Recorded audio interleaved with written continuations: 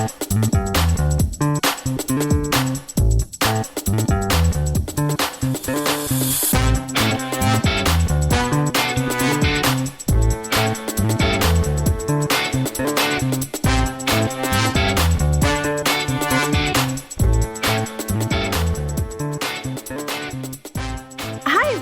you for tuning in to the Postmodern Realities podcast, brought to you by the Christian Research Institute and the Christian Research Journal.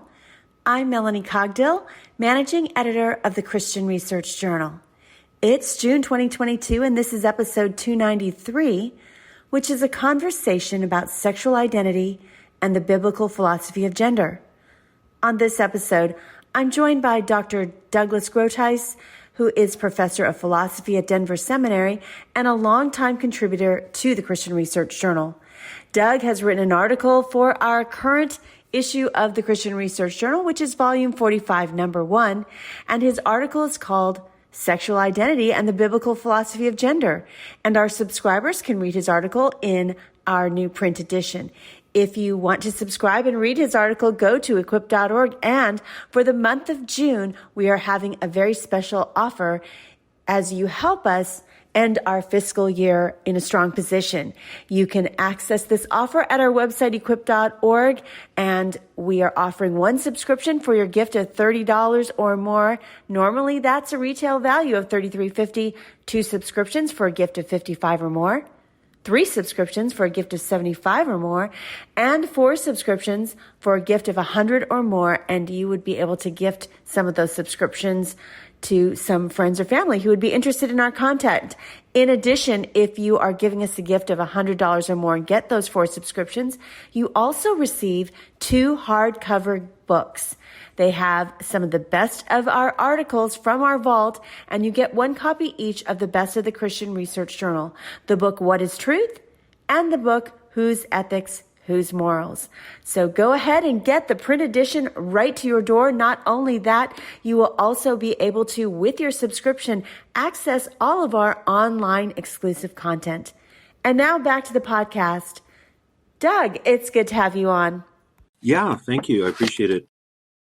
Well, this topic is a very hot topic because people are just, especially Christians in particular, are wondering how to respond to the whole LGBTQ movement in terms of the issue of gender, because transgender rights and transgender topics are finding itself into the news a lot more, and even Christian parents have had to deal with how to respond to kids who come out transgender, their own kids or their kids' friends.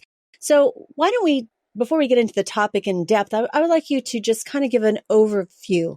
So can you explain to us what the biblical view of sex and gender is? And I think that's very helpful to the Christian apologists as they think through this topic. Right, it is, because a lot of people are trying to redefine all that according to very secular, very worldly conceptions. But we go to Genesis for the origin of so many things, the origin of the universe, the origin of the human race, the origin of sex. So there's one God, one human race, and 2 genders, male and female.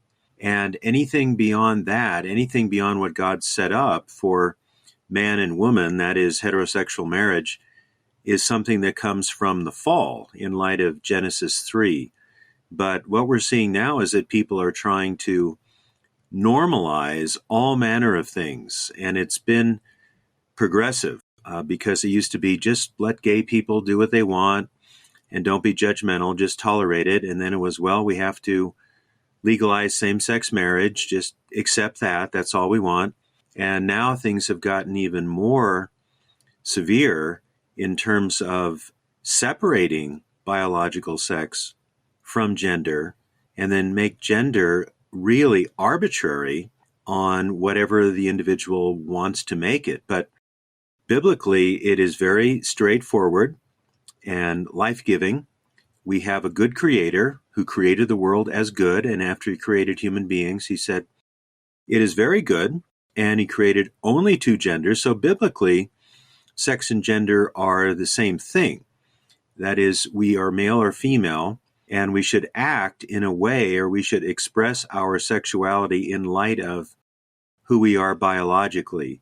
Now, there is something that has been called intersex, and I use that in my article, but really it's a misnomer. And now I wish that I had not used it, because I had a conversation with Jay Richards about it last week.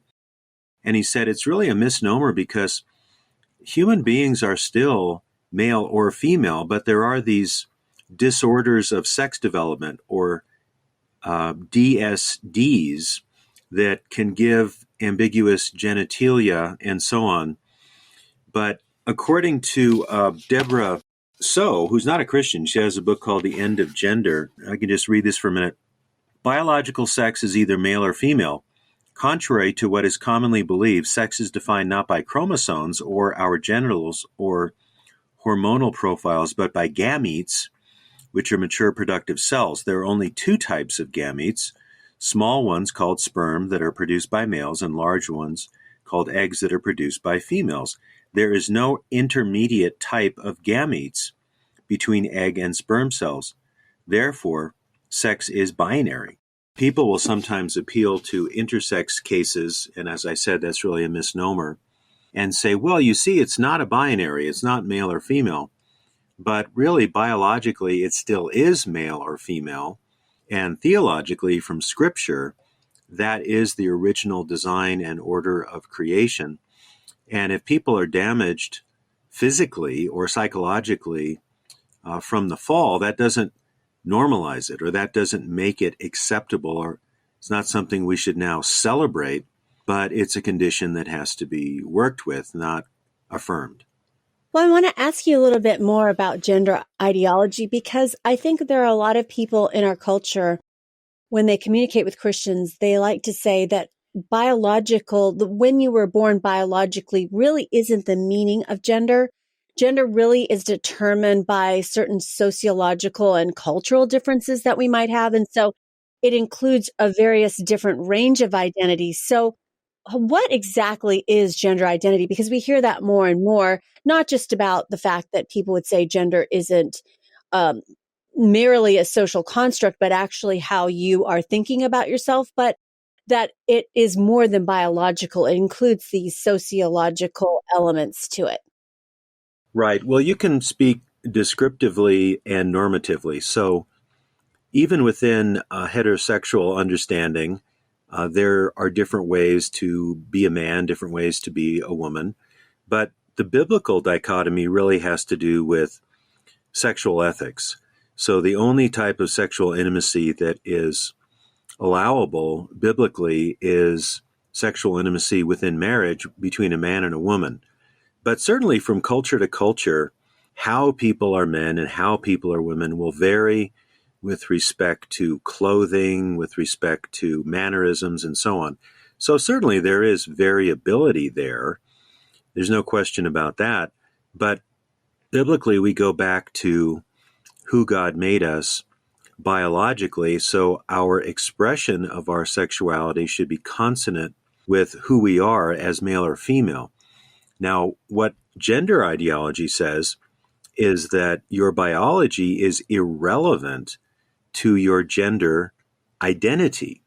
So therefore, a biological man might identify as a woman and may or may not go the trans route and have surgery or take, if they're younger, puberty blockers or cross-sex hormones.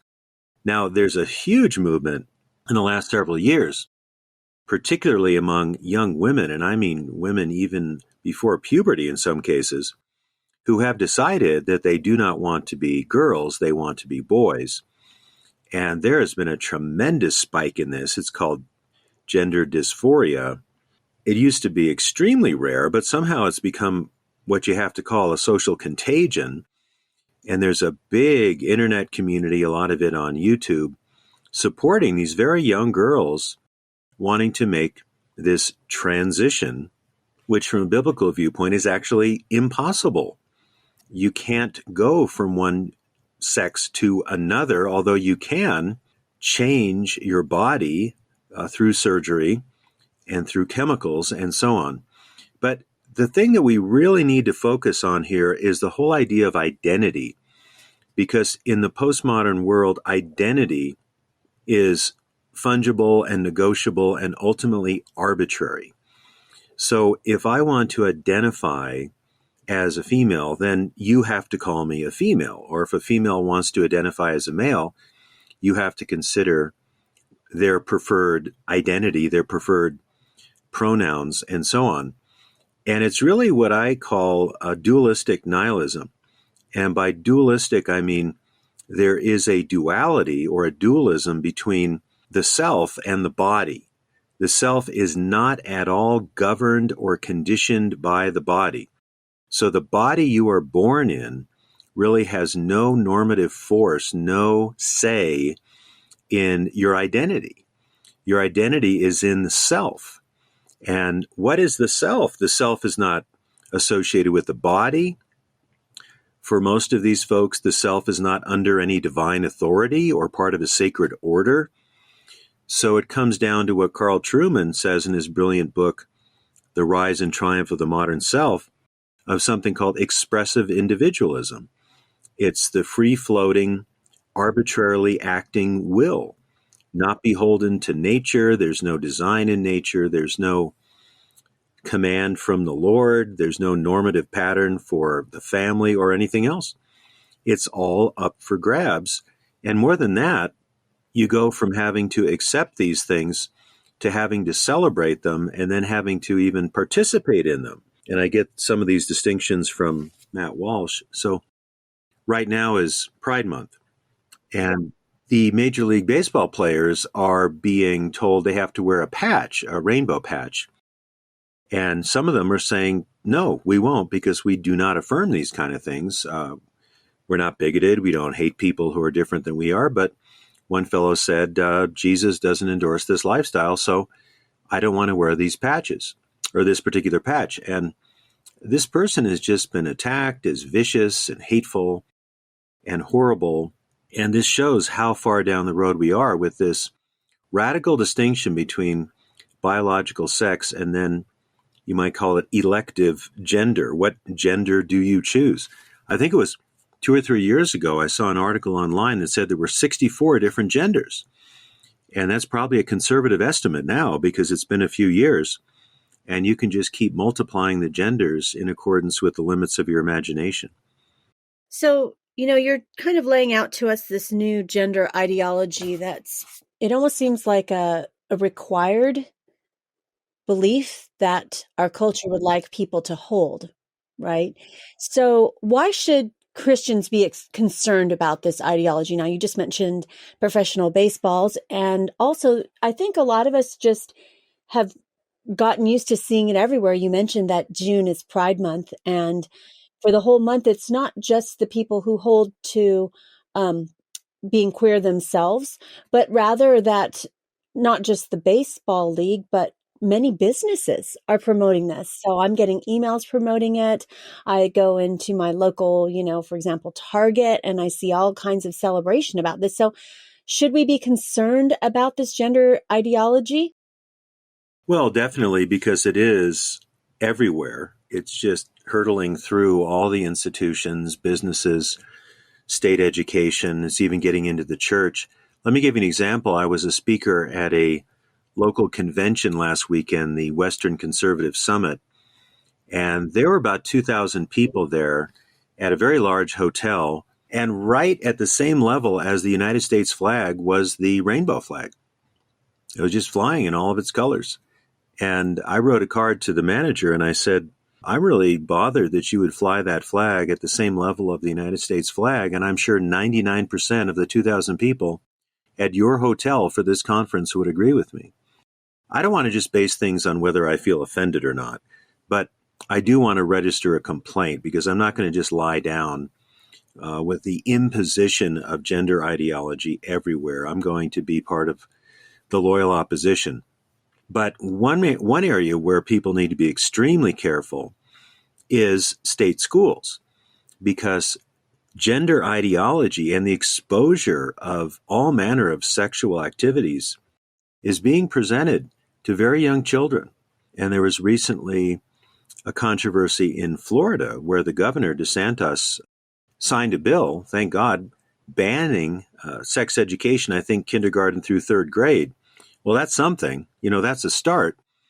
But the people that are really militant about gender ideology want to get to the children very early. And part of this is that they think we are sexual beings from day one. So they have to make sure that people have a fluid, open idea about gender so they don't get stuck in these rigid, supposedly rigid religious categories of male and female and sexual restraint and heterosexual monogamy as the norm and the way of human flourishing. So we're seeing this certainly in Hollywood. We're seeing it in the state schools. It's even coming in to some churches. And the way it comes into churches is by an indiscriminate and strange use of the word love. So we say Jesus is all about love. If people love each other and want to be intimate with each other, then why stop that? Isn't Jesus the one who endorses all expressions of love? And no, because there is a fall. Every human self is disordered because of the fall. Our loves are confused. And we tend to make things into idols, including sex. And we tend to be perverted, honestly, to use a term that's not used very often. But our desires can be diverted from the truth and therefore perverted. So we have to be able to say no. I remember Francis Schaeffer, 50 years ago, 60 years ago, talking about the culture of the 60s and the counterculture, said we are a generation that does not know how to say no to anything. Part of being a godly person and following our Creator and Redeemer is to say no to the right things and to follow the pattern of life that is laid out in Scripture. I just see us moving further and further away at increasing speeds from biblical sanity. So you may have seen, Melanie, recently, these drag queens going into state schools to give performances. And a gay nightclub had a special show for children to bring the children in to see these drag queens. Because basically anything goes, and children are now viewed as sexual beings who need to be disciplined into the gender ideology as soon as possible. It's just maddening. I'm kind of rubbing my eyes and wondering, am I really seeing this? But we are, because I think of Proverbs 8:36, where in Proverbs 8, you have the wisdom of God speaking. It's personified. And the last verse says, all who hate me, that is, all who hate the wisdom of God, love death. And I think we see the love of death in our culture, a kind of gender necrophilia. I want to tell you about a very special promotion that we're having to grow the subscriptions of the Christian Research Journal and get our magazine into more people's hands for Christians to be equipped, as we say in the tagline on our print edition, to be equipped in exercising truth and experiencing life. So we give you all kinds of articles that help you with Christian apologetics and doctrinal discernment, as well as articles that will help you grow in your faith and help you understand your union with Christ even more, including this subject that we're talking about today, about what it means to become older and what the Bible has to say about aging from a biblical perspective. And so here's how you can get a subscription, help us for our fiscal year end, and also to maybe give some subscriptions to friends, your pastor, or family members. And so if you go to this link, equip.org/product/journal offer, that's one word, journal offer, you will go to this landing page that will tell you that you can get a subscription for a gift to the ministry of $30 or more. And normally a subscription, as I mentioned on this podcast, is $33.50. You can get 2 subscriptions for a gift of $55 or more, 3 subscriptions for a gift of $75 or more, or 4 subscriptions for a gift of $100 or more. And you would receive 2 hardcover books, 1 copy each from the vault of the best of the Christian Research Journal. And so we have a book called What is Truth? and another book that's called Whose Ethics, Whose Morals. So for a gift of $100 or more to the Christian Research Institute, you will get 4 subscriptions and 2 hardcover books. Plus, all of the subscriptions, as you know, include access to our online exclusive articles that you hear me mention a lot on this podcast. So you would get all of the online exclusive articles as well as the print subscription right to your door. So please consider giving a gift to help us for our fiscal year end, as well as spreading out the information for the Christian Research Journal to family and friends, and maybe even church staff members that you attend. It's a really great equipping gift. And so again, the URL is equip.org/product/journal offer. You were just talking about the fact that basically even children are becoming sexualized, and just from very early ages, there's desire, particularly by the LGBTQ+/queer movement, that children would be really understanding that there's this spectrum. So you also mentioned human flourishing, which is a concern of philosophy. So how would this be against human flourishing? I mean, what about specifically this idea of gender ideology does not promote human flourishing? Yes. Well, I think the modern concept of human flourishing is simply to let the self express itself as widely and broadly and freely as possible. And that's it. And that's a terrible shrinkage of the idea of what a good life is and what a good society is.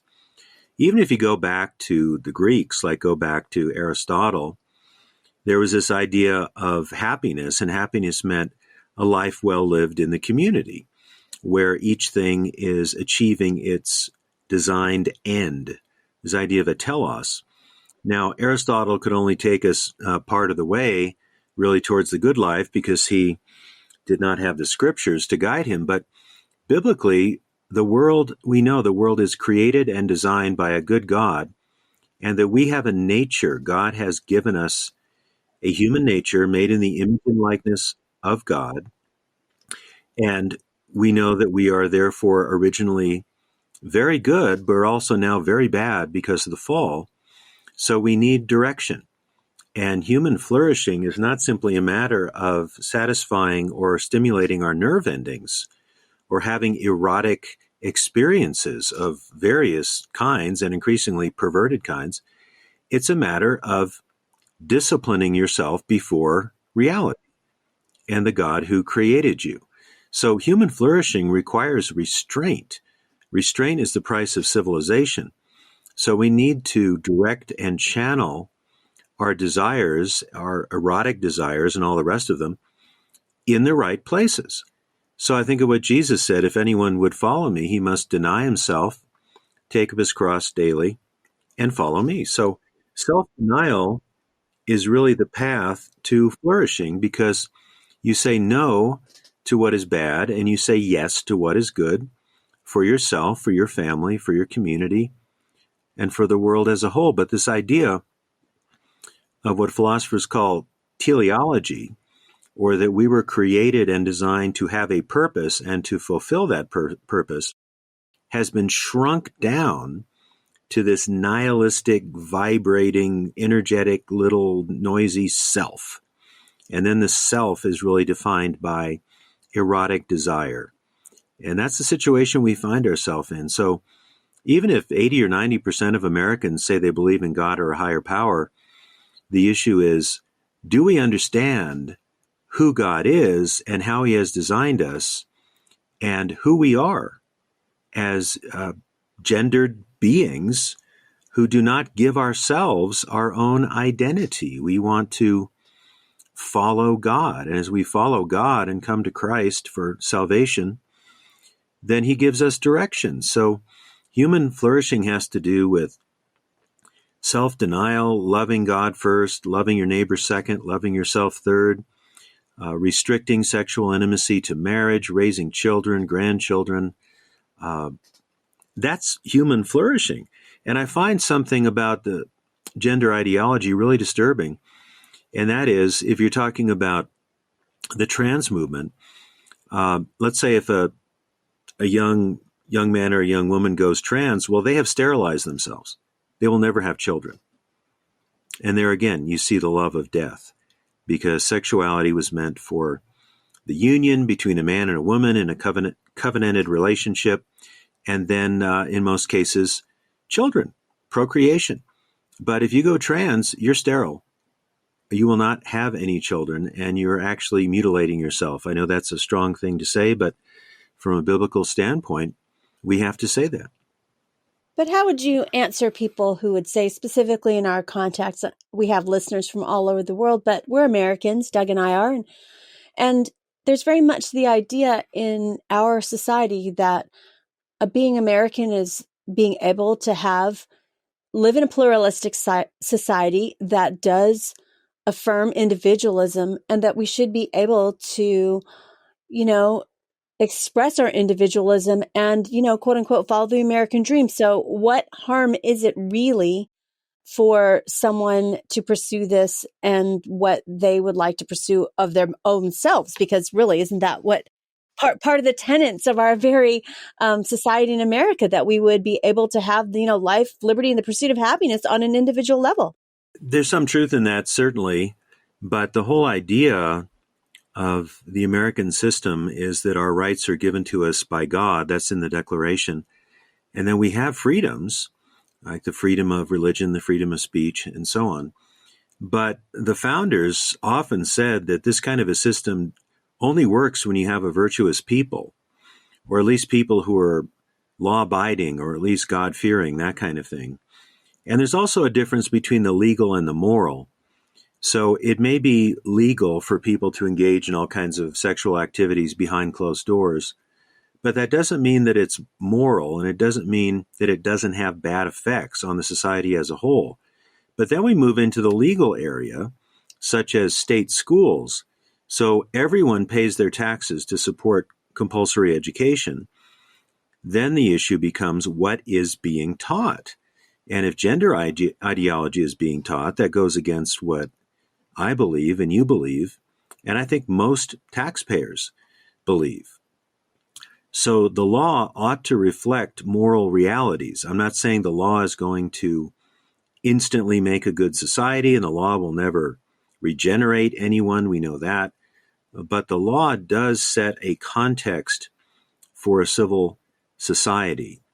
And the American ideal is not unrestrained expressive individualism. It's really the idea of an ordered liberty under God and under law. And what we're seeing with gender ideology is the idea of freedom untethered from any moral order, and then ultimately becomes self-destructive and destructive of the entire society. So what exactly are the roots of gender ideology? You've talked about how it's kind of ubiquitous right now, and it seems like it's come across, come all of a sudden, just as kind of central when we're talking about Pride Month everywhere we go. But what actually are the roots of where it came from and how we got to where we are now? Well, the key thing is distinguishing sex from gender. And I'd point to two people. One was a medical doctor named John Money, who was from New Zealand. And he popularized the idea that nurture is more important than nature. And he was involved in a very sad situation where there were twins, and one of the twins was his genitals were damaged by accident through circumcision. And so Dr. Money decided, well, let's just go all the way with this and castrate him and raise him as a girl. Because after all, sex and gender are totally different, and nurture is more powerful than nature. And the way this ended up, very tragically, was that this boy who was raised as a girl never wanted to be a girl, was always out of sync with the girls, wanted to do boy things. And eventually he transitioned back to identifying as a man, but was really never very happy and ended up committing suicide, as did his brother. It's very tragic. And I recommend that folks see this film by Matt Walsh called What is a Woman? Matt is an entertainer in some ways, so it will be funny, but it's also extremely serious. And he tells the story of John Money, who was very influential in distinguishing sex from gender. And then there is, and this guy was really evil. He did some terrible things along the way. He never admitted fault in all of this. And then also, there's a philosopher named Judith Butler, who around 1990 made this distinction. She said that we perform gender. We are not born with a sexual identity. It's rather a performance. And the performance is contingent on your social situation, your individual desires, and so on. So there's no sense of conforming to a moral norm and no sense that you are not your own, that you were created with a certain nature and that nature should be honored and recognized. So I'd point to those two, at least, Dr. John Money and Judith Butler. And now this is just assumed that sex biological identity has nothing to do with gender, and it just has to be recognized that these are two radically different things. And if you think otherwise, you are some kind of religious fanatic who hates people who are different than you are sexually.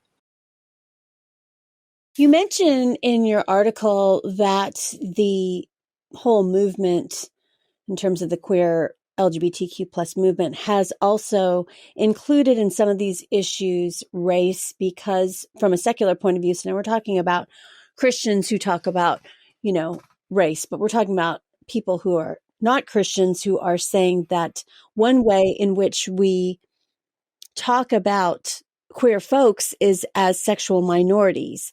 So that's been something very big that's gone back many, many decades. It's not contemporary, but what are some of the issues regarding race and the queer cause?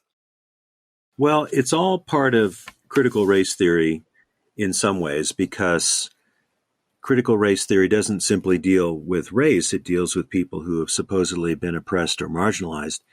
And back in the 1950s and 60s, there was a philosopher named Herbert Marcuse, who was a neo-Marxist thinker. And he said, well, we need to include sexual minorities and those who are not white into the group of the oppressed, not simply view it as the workers, the economically oppressed, those who are alienated from the fruit of their labor. That's classical Marxism. But to really generate a successful movement to overturn society, we need to appeal to all those who have been oppressed by the dominant culture. So he started talking about those in what we would now call the LGBTQ community. So they need to be made discontent, and they need to rise up against the system and join the revolutionary cause. And I should say that I certainly have strong views on sexual ethics as a Christian, but many people who are outside of the heterosexual norm and struggle with their identity, or maybe they don't struggle with it, have been treated very poorly and without being respected, because whatever someone feels sexually or whatever their situation is, every single human being on this planet is made in the image and likeness of God and should be treated with respect and should be loved. But that doesn't mean you affirm everything that they identify with or you agree with their ideology. We still have objective standards to bring to bear. And then when people talk about love is love and Jesus is all about love, indeed, however, you've got to go to 1 Corinthians 13, the great chapter of Paul, discussing love, and he says, love does not rejoice in what is wrong. So I can't rejoice in same-sex marriage. I can't rejoice in what is called gender reassignment surgery and so on, because these things really violate the orders of creation that God has laid down for us. I want to go back to some comments that you made earlier. You talked about having gender identity now part of curriculum, you mentioned. And actually, I want to tell our listeners that Hank Hanegraaff did a short Hank Unplugged podcast on the drag queens that went to a public school for lower school. So not even high school students, but younger children. So this is concerning for Christians who send their kids to public school. And I think it's pretty much not just in certain progressive areas. I know that, I live in the South, and there has been a big movement in the public schools over the years to make sure that gender inclusive types of curriculum are taught all the way down to kindergarten. So what can Christians do about LGBTQ curriculum and emphasis on sexuality, even for, like you mentioned, very young children in, kindergarten, first, second grade, that's being taught specifically in public school? How can they respond to that? Well, I think the best thing to do, if at all possible, is put your children into private schooling or homeschool them. Because even if the schools are somewhat chastened with the worst of all these things, they're still not going to teach a biblical world and life view. And children should be taught holistically from a biblical perspective on life. It's not just we want to leave out these terrible perversities, but we should have instruction that's based on Scripture and the classical disciplines and so on. But beyond that, I think politically it's good to lobby for school choice so the money follows the children. And you could put your children into a classical school, or you could put them into a charter school where they wouldn't be exposed to this kind of thing. But in terms of the fact that we have a gigantic state system of education, it's compulsory, it has to be policed. So if parents have their children in these schools and they can't take them out, then you have to monitor these very carefully and not assume that because you live in a conservative part of the country, that the educational elite that writes the curriculum and in many cases works at your school is going to agree with you. Because we often have this disjunct between the common beliefs of people, which may be more conservative, and those of the elites who come to us through education and politics and media, whose views may be very radical, very much in line with gender ideology. So you really can't assume the best. You have to be critical and monitor what's going on. And I think the best possible option is to be involved in homeschooling or private schooling for your children.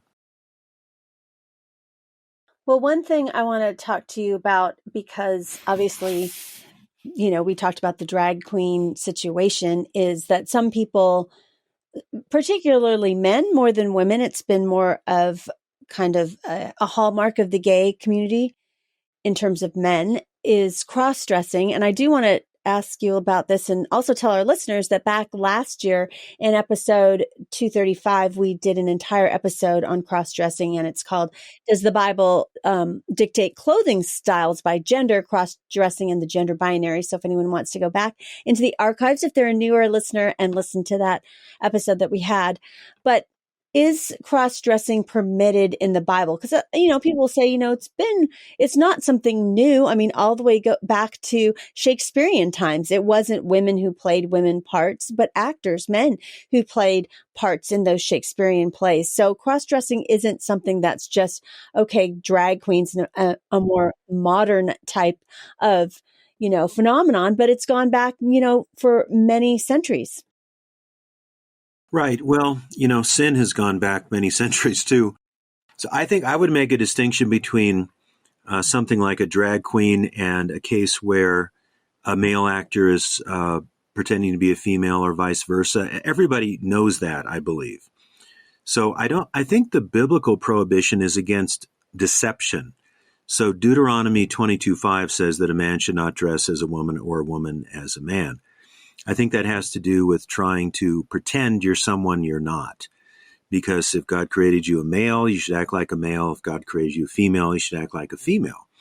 Now, I know there are these cases of what are sometimes called intersex, and we've already discussed that. It'd be better called a disorder of sex development. And those can be difficult to figure out sometimes. But certainly there are a variety of styles of how men dress, how women dress. But I think the key sin, or the key problem that makes it a sin, is where there is intentional deception. Now, I guess with a drag queen, this is a man, but that man is trying as hard as possible to look like a woman. And that simply should not be done. So I think the Bible does speak to that. I'd I'd love to go back to that podcast and listen to it. But, I had not thought about the idea of acting. So there may be justification in acting. There was this film a long time ago called The Year of Living Dangerously. And one of the parts was played by a woman pretending to be a man. I don't remember the details, but everybody knew this is a woman pretending to be a man. So does that really violate, and it's a fantasy situation, it's a piece of cinema. Does that violate the biblical view? I'm not entirely sure about that, but I certainly think the drag queens, or, if you have a child who has gender dysphoria and you say, well, go ahead and just dress like a girl if you want to, we'll see how that works out. Children need direction. They need instruction. You don't simply let them go with their desires. You try to point them in the right direction. But today, with this gender ideology, where the self is king or queen king or whatever it is, you just let people do what they want, and go in the direction they want to go. Because after all, they have their desires and they have their feelings. But as I said, we need a framework for how to live, and we need direction and instruction to say no to the lower parts of ourself or the dark parts of ourself, and to affirm what is good and to call out to God, because we can't do this on our own. So how would you, these are big topics, and how would you encourage maybe the Christian parent or somebody whose friend who's grown up in a Christian context and they're now saying that they're a different gender, or at least they would like to be called a different pronoun? I mean, they're identifying more as, well, I don't know what my gender would be totally, so I want to be known as they. I mean, how should a Christian parent address that, especially if the child's older? I think when kids are little, I mean, I think that they're playing dress up. There's just not, they don't know things as much as, okay, someone's gone through puberty now. They're a teenager. They're 17. They're a junior or senior in high school, 18 years old. And they're coming to their parent, and they've grown up in a Christian context to say, I really feel uncomfortable in my body, and I believe I'm a different gender than my biological assignment. Well, I've read that about 93% of children that have gender dysphoria resolve to their biological sex by the time they come through puberty. But I think of something Carl Trueman said recently in an interview. He said, 100 years ago, if a man went to a medical doctor or counselor and said, I feel imprisoned in a man's body, I'm really a woman, the counselor, the doctor, would say, well, let's work on your mind to get into alignment with your body. And today the assumption is exactly the opposite.